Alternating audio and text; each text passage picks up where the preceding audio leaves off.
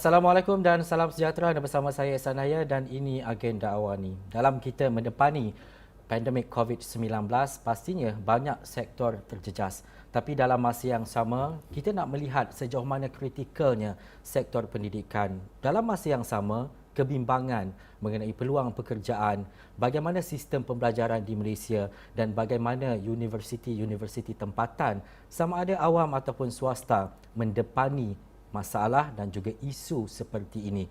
Jadi kita bawakan di studio adalah Profesor Dr. Nur Hisham Hamid yang merupakan Timbalan Naib Chancellor Hal Ehwal Pelajar dan alumni Universiti Teknologi Petronas. Assalamualaikum Prof. Waalaikumsalam. Prof, soalan pertama saya nak tanya, apa khabar UTP? Alhamdulillah, UTP is doing good.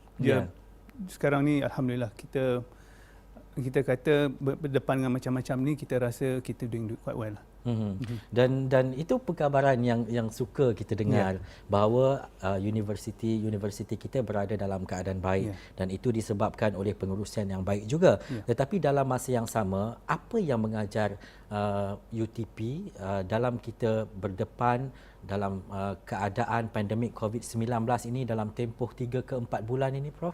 Dari segi pengajaran pembelajaran kita terpaksa berubah dari segi kita mengajar. Student dah tidak ada di universiti. Pengajaran pembelajaran perlu diadakan secara online. Yang pentingnya pembelajaran perlu diteruskan. Jadi cabarannya di situ macam mana kita nak mencapai pembelajaran dan pengajaran yang efektif. Maknanya efektif dari segi penyampaian dan dari segi learning. Maknanya bukan saja kita menyampai, kita also kena ensure yang student kita ni belajar. So di situ adalah cabaran yang amat utama sekali. So jadi kita perlu menukar cara approach kita mengajar. Yang mana kalau dulu bila face to face tu secara berdepan kita boleh tengok body reaction ataupun kita body language. Tapi bila dah online ni kadang-kadang kamera pun ditutup kalau student kan. So macam mana kita nak tengok. So di sini kita perlukannya trust level kena ada. Dan kita alhamdulillah student-student UTP ini dari segi kemahuan untuk belajar adalah amat tinggi. So jadi bila kita ada kelas tu, kita ada attendance yang almost 100%. 100% bila belajar di antara. So yang itu kita amat berbanggalah dengan student UTP. Dia attend kelas, dia bertanya soalan, dan bila kita ada assessment ataupun test online tu semua attempt. So kita rasa berbangga kerana kita dapat menangani fenomena COVID ini ataupun wabak ini dengan secara optimistiknya, yang mana kita rasa insya-Allah kita akan get through cabaran ini dengan sempurna. Bila Prof menyebut tadi mungkin 100% mereka yang menyertai kelas secara online ataupun secara maya ini, UTP ataupun Universiti Teknologi Petronas membuktikan bahawa akses internet itu tiada masalah untuk pelajar-pelajar universiti dalam berdepan ataupun menggunakan kaedah pembelajaran secara maya ini. Dia untuk saya katakan 100% yang tiada masalah bukanlah mungkin tidak benar. Memang ada cabaran. Mungkinnya kalau yang kami buat, yang mana student yang ada masalah untuk akses internet, kita bawa dia balik ke UTP. Duduk di dalam UTP, akses internet secara percuma. Dan kami juga bekerjasama dengan pusat telco lokal ataupun seperti Telkom, Digi. Kita cuba bagi akses to internet kepada student-student yang tiada akses internet. So kami bekerjasama dengan industri player yang di luar sana. Macam mana memberi lebih akses kepada jalur lebar yang di luar sana. So situasi ini tidak akan dapat ditangani jika UTP bekerja sendiri. So kami berkolaborasi dengan kami punya partners ataupun yang di luar sana, dan ditambah pula kefahaman ataupun kerjasama yang diberi oleh student ataupun pelajar dan parents. Dia parents pun memberi peranan juga. Maknanya bila kita ada masalah, parents akan communicate macam mana nak. So benda ni adalah berterusan. So tanpa kerjasama semua pihak, benda ni tak akan berlaku. Betul. Prof, dalam kita berdepan dengan situasi ini kan Prof, kita tak boleh nak senangkan hati semua student yang ada, bukan sikit 7 ke 8 ribu student, dan kebanyakannya mungkin ada rungutan sedikit, cerita kenapa tak boleh buat ini, kenapa UTP tidak menyediakan perkara seperti ini. Apa antara isu-isu utama dan bagaimana UTP tangani isu-isu yang dibawakan oleh pelajar ni? Dia isu yang pertama sekali yang kami cuba tangani adalah isu pembelajaran dan pengajaran. Itu seperti saya kata sebut tadi, dari pengajaran pembelajaran memang kami invest kita invest dari segi infrastrukturnya, dari segi accessibility-nya, dari segi pengajaran. Maknanya kalau dulu pembelajaran pengajaran dibuat secara face to face, now tenaga pengajar terpaksa mengubah mindset yang mana pembelajaran pengajaran perlu dibuat secara maya. So di sini perlunya training and retrain of tenaga pengajar. So dengan adanya training and retraining dan adanya infrastruktur yang sesuai, pengajaran pembelajaran dapat diadakan dan sedikit sebanyak dapat memberikan student experience yang kami mahu. Itu dari satu sudut, dari segi sudut pengajaran pembelajaran. Dan kami juga tahu dengan adanya pengajaran pembelajaran secara maya ini, adanya isu-isu mental health ataupun yang dari segi bila duduk di rumah tu suasana tak sesuai. So jadi kami pihak UTP mengadakan mental health support ataupun maknanya kita ada counselling, psychology supportnya yang mengatakan budak-budak ada pelajar-pelajar boleh call. Boleh call, meluahkan perasaan dan beritahu dia ada masalah begini, begitu, atau rumah tak sesuai, dan kita cuba address. Maknanya kita kerjasama dengan student pelajar dan kerjasama dengan parents ataupun ibu bapa, macam mana kita menangani situasi ini.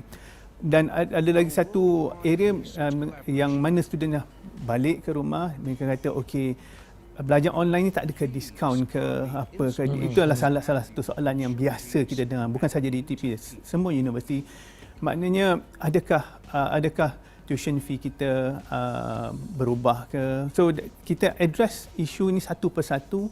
Yang yang paling penting kita communicate secara telus dengan pelajar-pelajar. Itu dapat kita tangani dengan secara berhemah, alhamdulillah. Kita tahu kita belum bersedia sepenuhnya dalam menjayakan pendidikan hybrid ataupun pendidikan yang berkonsepkan dua hala, bersemuka dan juga secara online. Ada atau tidak UTP memikirkan kaedah seperti itu, memberi kepada pilihan kepada pelajar sama ada dia nak bersemuka ataupun secara maya dan sebagainya, ataupun kita sebut sebagai pendidikan hybrid ini? Pendidikan hybrid ini adalah, kadang-kadang bila kita tengok kejadian wabak COVID virus ni adalah satu pembuka mata pada bukan saja UTP, pada banyak universiti yang mana dulunya sangat senang ataupun sangat selesa dengan keadaan face to face. Tapi dengan cabaran COVID ataupun cabaran yang kita face selama 2-3 bulan yang lepas, 4-5 bulan yang lepas, kita rasa kita kena lebih terbuka.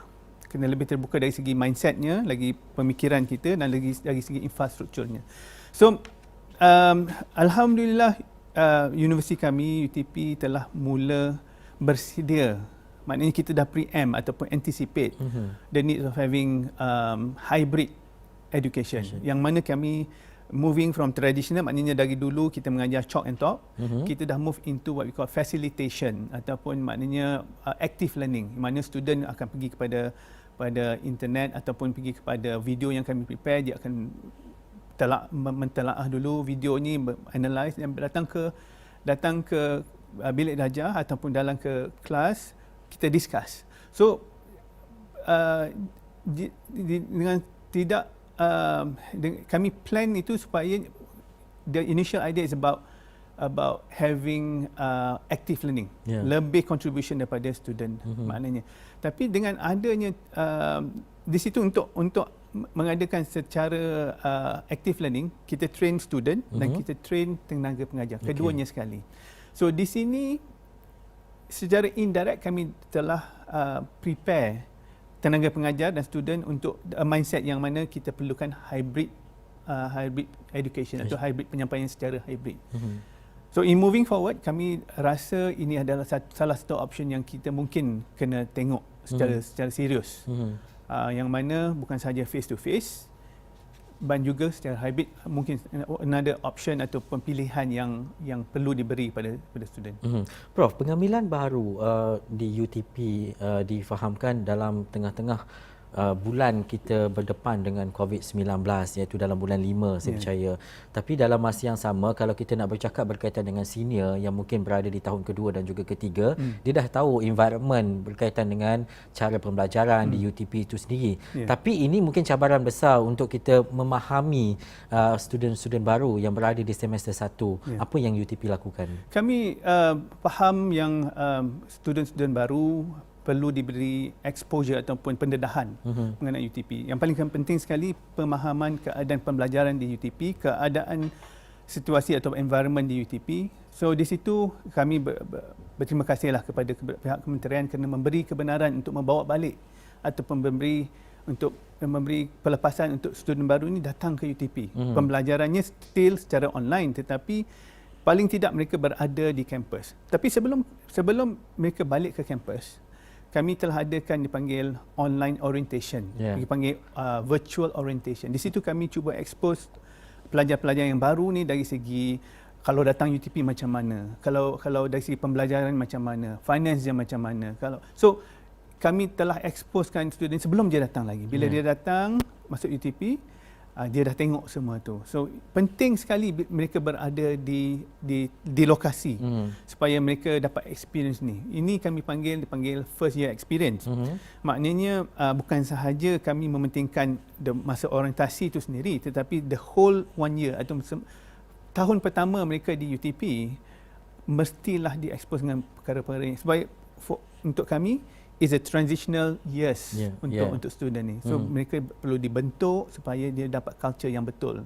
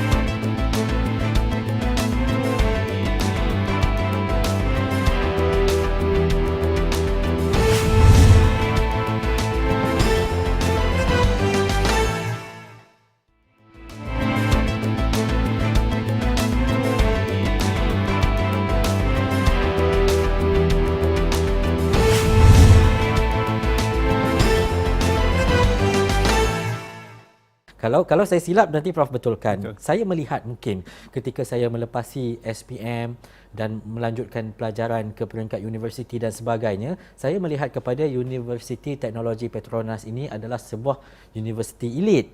Macam susah nak masuk. Tapi dalam masa yang sama, UTP melahirkan ramai kawan-kawan saya yang sangat berjaya, bukan sahaja di pelantar minyak khususnya, tetapi dalam bidang-bidang lain amnya.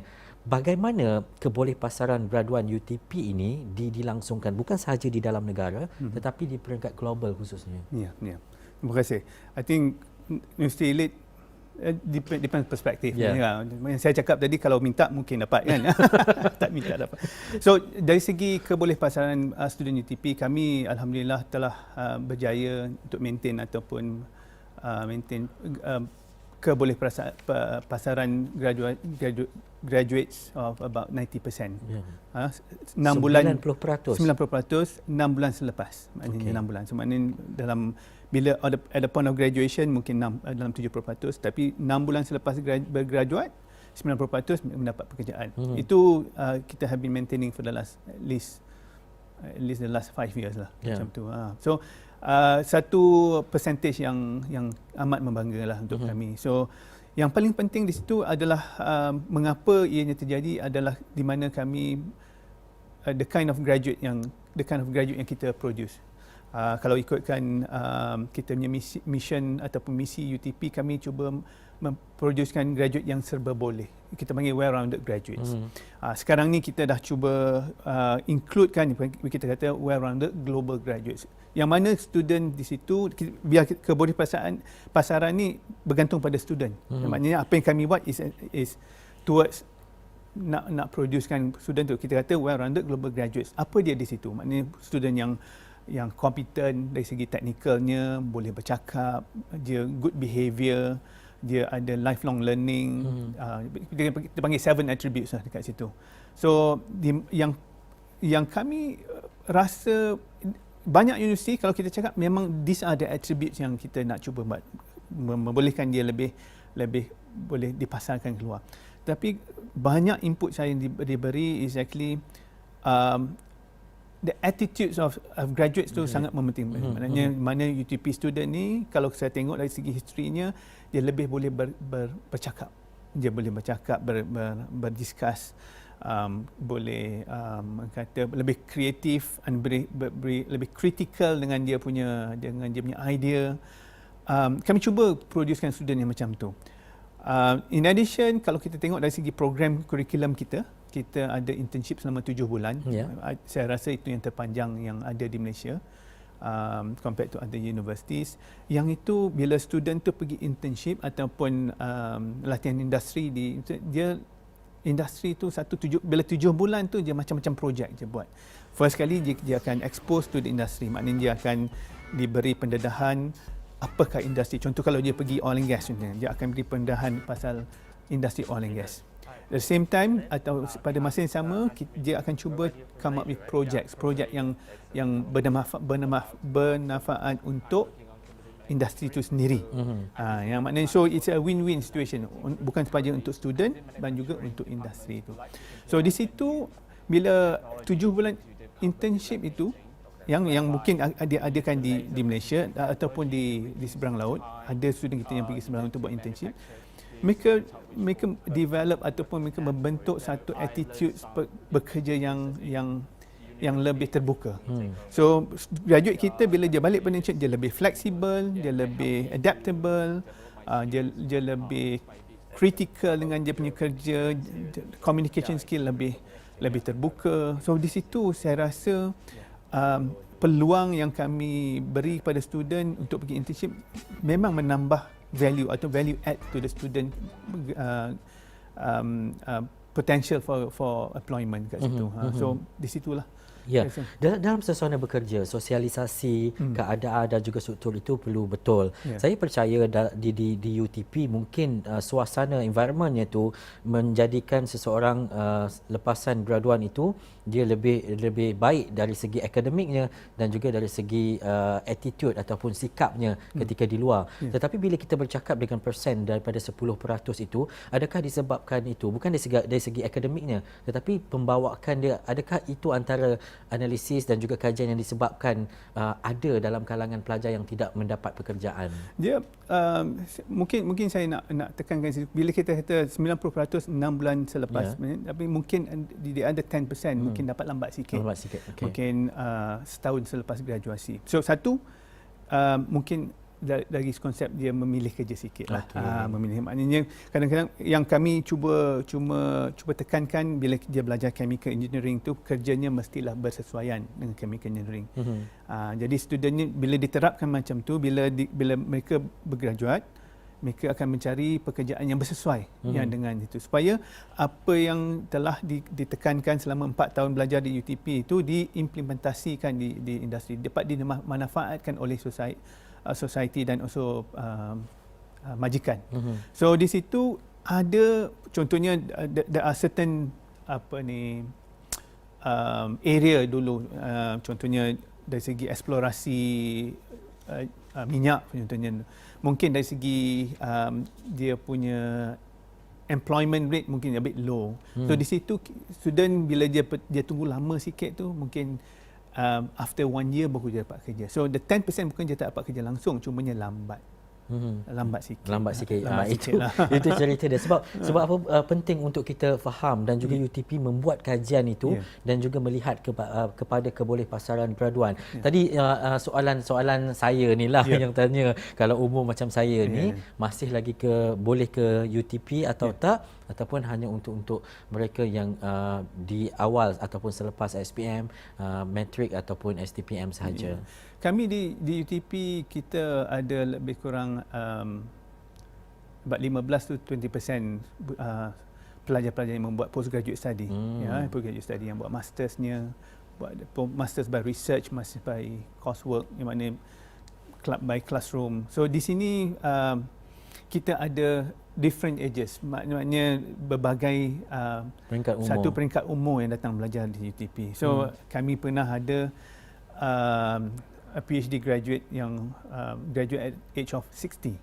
So tak ada age ataupun umur tidak menjadi ukuran untuk datang belajar ke UTP. Cumanya of course lah, kalau nak belajar undergraduate at the of age tu boleh sahaja. Cumanya kita akan tengok balik qualificationnya, kesesuaiannya. So again, nak apply boleh saja.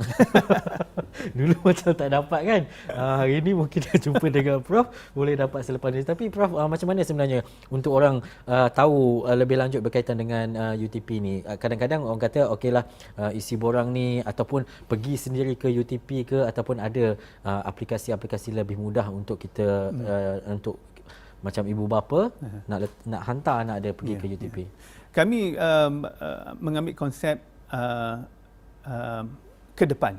Ini kami contohnya kami lebih bercakap pasal UTP, walaupun kami ada website UTP, you can go www.utp.edu.my. Everyone knows about website ini, tetapi kami akan sentiasa membuat marketing yang lebih atraktif. Kerana kami faham satu perception yang UTP adalah universiti elit, masih lagi di situ, takut nak approach. Saya mengambil konsep macam ni, kalau saya berpesan pada anak-anak yang kat luar tu, jika nak datang ke UTP, try. I mean, if you don't try, you don't know. Kan?